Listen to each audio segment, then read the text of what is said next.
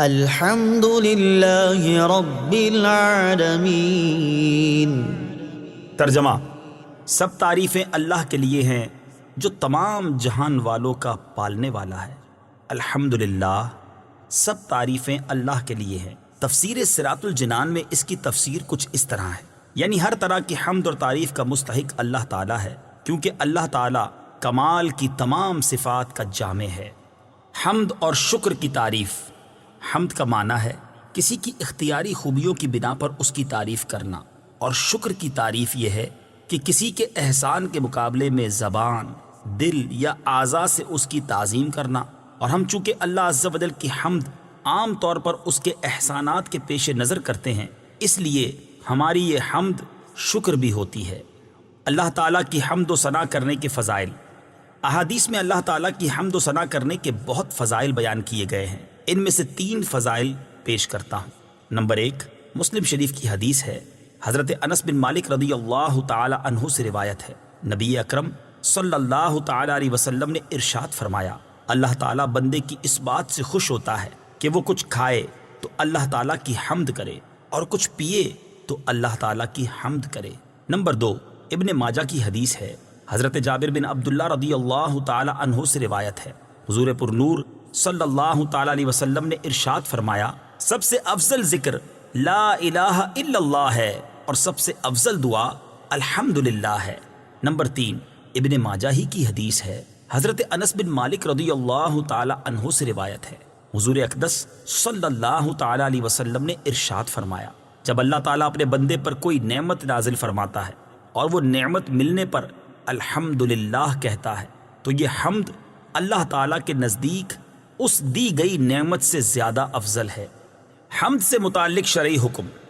خطبے میں حمد واجب، کھانے کے بعد مستحب، چھینک آنے کے بعد سنت، حرام کام کے بعد حرام، اور بعض صورتوں میں کفر ہے۔ للہ، اللہ کے لیے۔ اللہ اس ذات اعلیٰ کا عظمت والا نام ہے جو تمام کمال والی صفتوں کی جامع ہے، اور بعض مفسرین نے اس لفظ کے معنی بھی بیان کیے، جیسے اس کا ایک معنی ہے عبادت کا مستحق، دوسرا معنی ہے وہ ذات جس کی معرفت میں عقلیں حیران ہیں، تیسرا معنی ہے وہ ذات جس کی بارگاہ میں سکون حاصل ہوتا ہے، اور چوتھا معنی ہے وہ ذات کہ مصیبت کے وقت جس کی پناہ تلاش کی جائے۔ رب العالمین، جو سارے جہان والوں کا مالک ہے۔ تفسیر صراط الجنان میں اس کی تفسیر کچھ اس طرح ہے، لفظ رب کے کئی معنی ہیں، جیسے سید، مالک، معبود، ثابت، مصلح، اور بتدریج مرتبہ کمال تک پہنچانے والا، اور اللہ تعالیٰ کے علاوہ ہر موجود چیز کو عالم کہتے ہیں، اور اس میں تمام مخلوقات داخل ہیں۔ الرحمن الرحیم۔ ترجمہ: بہت مہربان، رحمت والا۔ الرحمن، بہت مہربان۔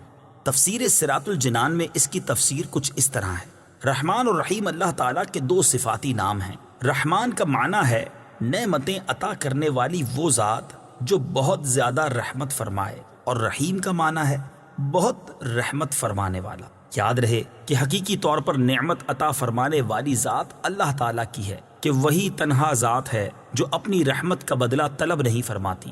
ہر چھوٹی بڑی، ظاہری، باطنی، جسمانی، روحانی، دنیاوی اور اخروی نعمت اللہ تعالیٰ ہی عطا فرماتا ہے، اور دنیا میں جس شخص تک جو نعمت پہنچتی ہے وہ اللہ تعالیٰ کی رحمت ہی سے ہے، کیونکہ کسی کے دل میں رحم کا جذبہ پیدا کرنا، رحم کرنے پر قدرت دینا، نعمت کو وجود میں لانا، دوسرے کا اس نعمت سے فائدہ اٹھانا، اور فائدہ اٹھانے کے لیے اعضاء کی سلامتی عطا کرنا، یہ سب اللہ تعالیٰ کی طرف سے ہی ہے۔ اللہ تعالیٰ کی وسیع رحمت دیکھ کر گناہوں پر بے باک نہیں ہونا چاہیے۔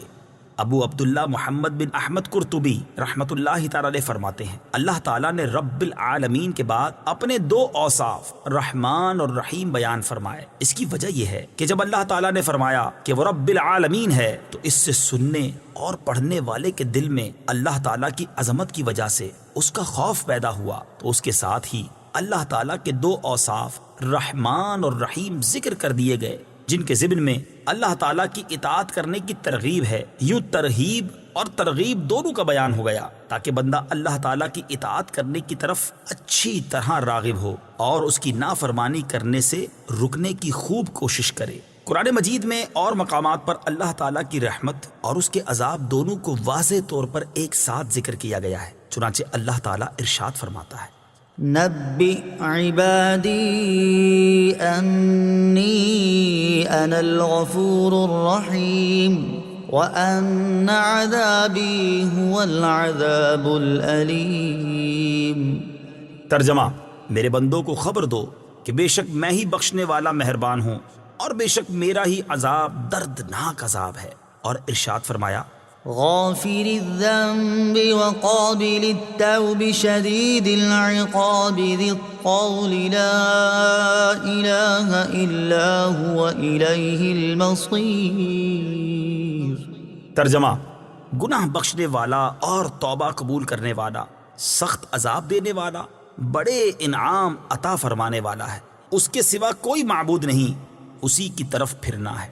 نیز حضرت ابو ہریرہ رضی اللہ تعالی عنہ سے روایت ہے، رسول اللہ صلی اللہ تعالی علیہ وسلم نے ارشاد فرمایا، اگر مومن جان لیتا کہ اللہ تعالیٰ کے پاس کتنا عذاب ہے تو کوئی بھی اس کی جنت کی امید نہ رکھتا، اور اگر کافر جان لیتا کہ اللہ تعالیٰ کے پاس کتنی رحمت ہے تو اس کی جنت سے کوئی نا امید نہ ہوتا۔ لہٰذا ہر مسلمان کو چاہیے کہ وہ امید اور خوف کے درمیان رہے اور اللہ تعالیٰ کی رحمت کی وسعت دیکھ کر گناہوں پر بے باک نہ ہو، اور نہ ہی اللہ تعالیٰ کے عذاب کی شدت دیکھ کر اس کی رحمت سے مایوس ہو۔ کسی کو رحمان اور رحیم کہنے کے بارے میں شرعی حکم، اللہ تعالیٰ کے علاوہ کسی اور کو رحمان کہنا جائز نہیں، جبکہ رحیم کہا جا سکتا ہے، جیسے قرآن مجید میں اللہ تعالیٰ نے اپنے حبیب صلی اللہ تعالیٰ علیہ وسلم کو بھی رحیم فرمایا ہے۔ چنانچہ ارشاد باری تعالیٰ ہے، لقد جاءكم رسول من أنفسكم عزيز عليه ما عنتم حريص عليكم بالمؤمنين رؤوف رحيم۔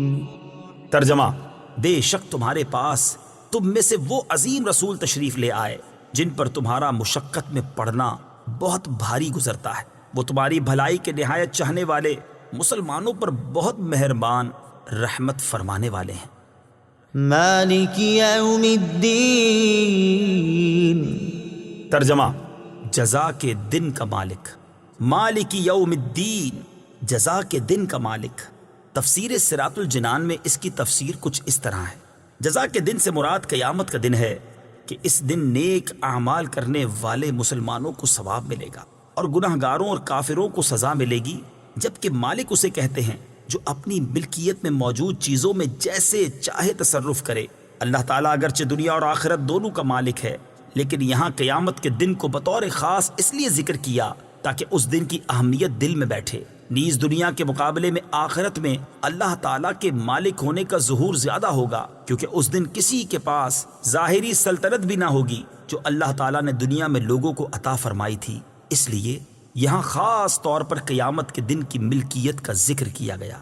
ایاک نعبد و ایاک نستعین۔ ترجمہ، ہم تیری ہی عبادت کرتے ہیں اور تجھ ہی سے مدد چاہتے ہیں۔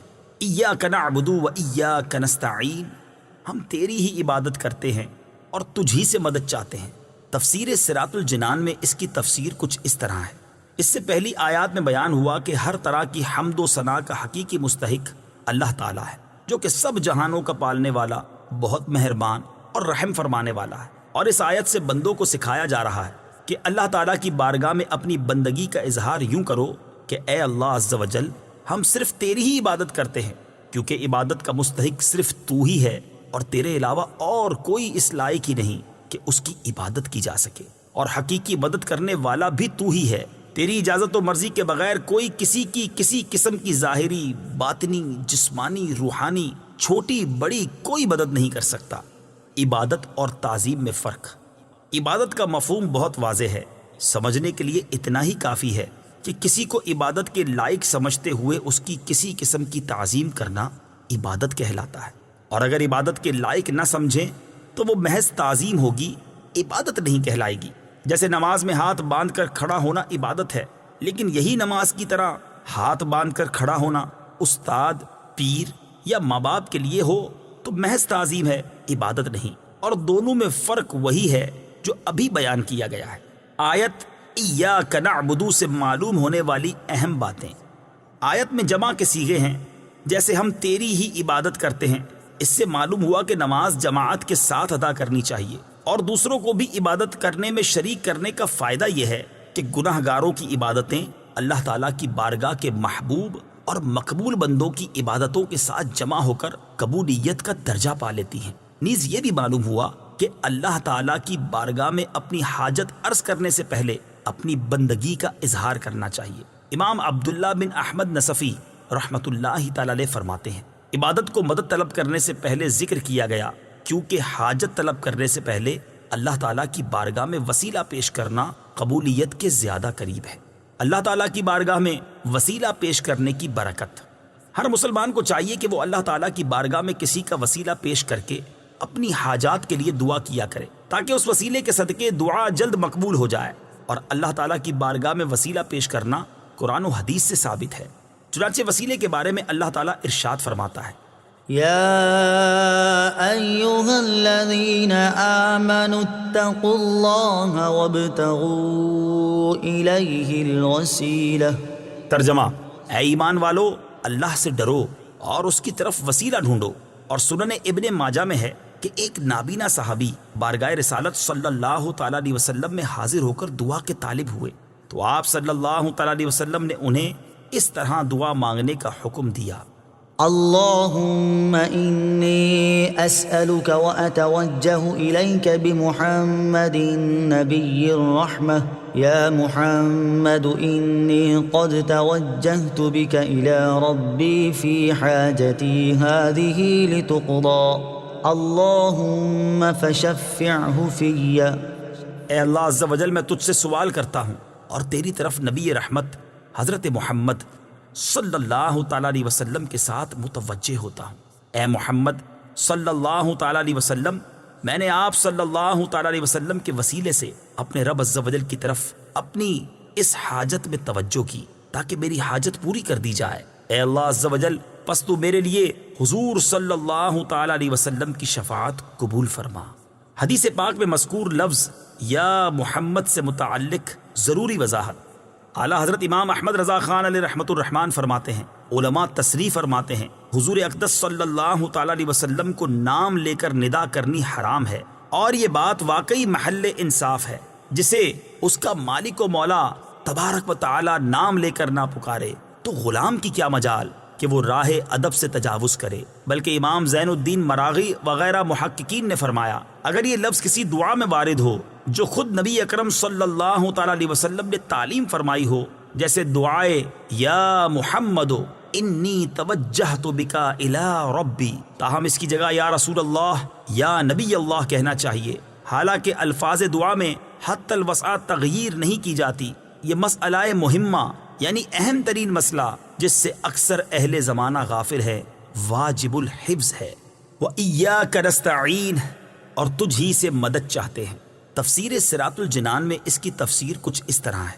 اس آیت میں بیان کیا گیا کہ مدد طلب کرنا خواہ واسطے کے ساتھ ہو یا واسطے کے بغیر ہو، ہر طرح سے اللہ تعالیٰ کے ساتھ خاص ہے، اور اللہ تعالیٰ کی ذات ہی ایسی ہے جس سے حقیقی طور پر مدد طلب کی جائے۔ اعلیٰ حضرت امام احمد رضا خان علیہ رحمۃ الرحمان فرماتے ہیں، حقیقی مدد طلب کرنے سے مراد یہ ہے کہ جس سے مدد طلب کی جائے اسے بالذات قادر، مستقل مالک اور غنی بے نیاز جانا جائے کہ وہ اللہ تعالیٰ کی عطا کے بغیر خود اپنی ذات سے اس کام یعنی مدد کرنے کی قدرت رکھتا ہے۔ اللہ تعالیٰ کے علاوہ کسی اور کے بارے میں یہ عقیدہ رکھنا ہر مسلمان کے نزدیک شرک ہے، اور کوئی مسلمان اللہ تعالیٰ کے علاوہ کسی اور کے بارے میں ایسا عقیدہ نہیں رکھتا۔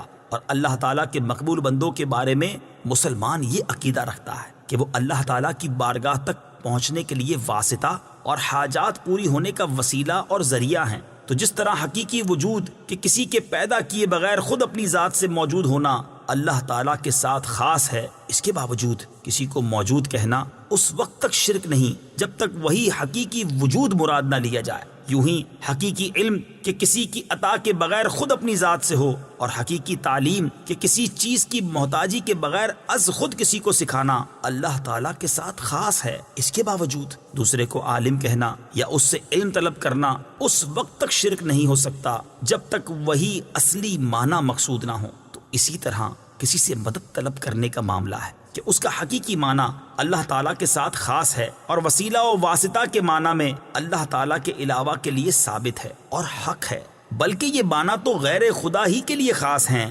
کیونکہ اللہ تعالیٰ وسیلہ اور واسطہ بننے سے پاک ہے۔ اس سے اوپر کون ہے کہ یہ اس کی طرف وسیلہ ہوگا، اور اس کے سوا حقیقی حاجت روا کون ہے کہ یہ بیچ میں واسطہ بنے گا؟ بد مذہبوں کی طرف سے ہونے والا ایک اعتراض ذکر کر کے اس کے جواب میں فرماتے ہیں، یہ نہیں ہو سکتا کہ خدا سے توسل کر کے اسے کسی کے یہاں وسیلہ و ذریعہ بنایا جائے۔ اس وسیلہ بننے کو ہم اولیاء کرام سے مانگتے ہیں کہ وہ دربار الہی میں ہمارا وسیلہ، ذریعہ اور قضاء حاجات کا واسطہ ہو جائیں۔ اس بے وقوفی کے سوال کا جواب اللہ تعالیٰ نے اس آیت کریمہ میں دیا ہے۔ وَلَوْ أَنَّهُمْ إِذْ ظَلَمُوا أَنفُسَهُمْ جَاءُوكَ فَاسْتَغْفَرُوا اللَّهَ واستغفر لهم الرسول لوجدوا الله توابا رحيما۔ ترجمہ: اور جب وہ اپنی جانوں پر ظلم یعنی گناہ کر کے تیرے پاس حاضر ہوں اور اللہ سے معافی چاہیں اور معافی مانگیں ان کے لیے رسول، تو بے شک اللہ کو توبہ قبول کرنے والا مہربان پائیں گے۔ کیا اللہ تعالیٰ اپنے آپ نہیں بخش سکتا تھا؟ پھر کیوں یہ فرمایا کہ اے نبی تیرے پاس حاضر ہوں اور تو اللہ سے ان کی بخشش چاہے تو یہ دولت و نعمت پائیں؟ یہی ہمارا مطلب ہے جو قرآن کی آیت صاف فرما رہی ہے۔ زیر تفسیر آیت کریمہ کے بارے میں مزید تفصیل جاننے کے لیے فتاوی رضویہ کی 21ویں جلد میں موجود اعلیٰ حضرت امام احمد رضا خان علیہ الرحمۃ الرحمان کا رسالہ برکات الامداد لأہل الاستمداد یعنی مدد طلب کرنے والوں کے لیے امداد کی برکتیں، اس کا مطالعہ فرمائیں۔ اللہ تعالیٰ کی عطا سے بندوں کا مدد کرنا اللہ تعالیٰ ہی کا مدد کرنا ہوتا ہے۔ یاد رہے کہ اللہ تعالیٰ اپنے بندوں کو دوسروں کی مدد کرنے کا اختیار دیتا ہے، اور اس اختیار کی بنا پر ان بندوں کا مدد کرنا اللہ تعالیٰ ہی کا مدد کرنا ہوتا ہے۔ جیسے غزوہ بدر میں فرشتوں نے آ کر صحابہ کرام رضی اللہ تعالیٰ عنہم کی مدد کی، لیکن اللہ تعالیٰ نے ارشاد فرمایا وَلَقَدْ نَصَرَكُمُ اللَّهُ بِبَدْرٍ وَأَنْتُمْ أَذِلَّةٌ۔ ترجمہ: اور بے شک اللہ نے بدر میں تمہاری مدد کی جب تم بالکل بے سر و سامان تھے۔ یہاں فرشتوں کی مدد کو اللہ تعالیٰ کی مدد کہا گیا۔ اس کی وجہ یہی ہے کہ فرشتوں کو مدد کرنے کا اختیار اللہ تعالیٰ کے دینے سے ہے، تو حقیقتاً یہ اللہ تعالیٰ ہی کی مدد ہوئی۔ یہی معاملہ انبیاء کرام علیہ الصلاۃ والسلام اور اولیاء اعظام رحمۃ اللہ تعالیٰ علیہم کا ہے کہ وہ اللہ عز و جل کی عطا سے مدد کرتے ہیں، اور حقیقتاً وہ مدد اللہ تعالیٰ کی ہوتی ہے۔ جیسے حضرت سلیمان علیہ نبینا علیہ الصلاۃ والسلام نے اپنے وزیر حضرت آصف بن برخیہ رضی اللہ تعالی عنہ سے تخت لانے کا فرمایا، اور انہوں نے پلک جھپکنے میں تخت حاضر کر دیا۔ اس پر انہوں نے فرمایا ھذا من فضل ربی، یہ میرے رب کے فضل سے ہے۔ اور تاجدار رسالت صلی اللہ تعالی علیہ وسلم کی سیرت مبارکہ میں مدد کرنے کی تو اتنی مثالیں موجود ہیں کہ اگر سب جمع کی جائیں تو ایک ضخیم کتاب مرتب ہو سکتی ہے۔ ان میں سے چند مثالیں یہ ہیں۔ نمبر 1 صحیح بخاری میں ہے، نبی کریم علیہ الصلوۃ والسلام نے تھوڑے سے کھانے سے پورے لشکر کو سیر کیا۔ نمبر 2 بخاری شریف ہی میں ہے، آپ صلی اللہ تعالی علیہ وسلم نے دودھ کے ایک پیالے سے 70 صحابہ کو سیراب کر دیا۔ نمبر 3 یہ بھی بخاری شریف میں ہے، انگلیوں سے پانی کے چشمے جاری کر کے 1400 یا اس سے بھی زائد افراد کو سیراب کر دیا۔ نمبر 4 لعاب دہن سے بہت سے لوگوں کو شفا عطا فرمائی، اور یہ تمام مددیں چونکہ اللہ تعالیٰ کی عطا کردہ طاقت سے تھی، لہٰذا سب اللہ تعالیٰ کی ہی مددیں ہیں۔ اس بارے میں مزید تفصیل کے لیے فتاوی رضویہ کی 30ویں جلد میں موجود اعلیٰ حضرت امام اہل سنت مولانا شاہ امام احمد رضا خان علیہ الرحمۃ الرحمان کے رسالے الامن والعلا لناعت المصطفیٰ بدافع البلا یعنی نعت مصطفیٰ صلی اللہ تعالی علیہ وسلم بیان کرنے والوں کے لیے انعامات کا مطالعہ فرمائیے۔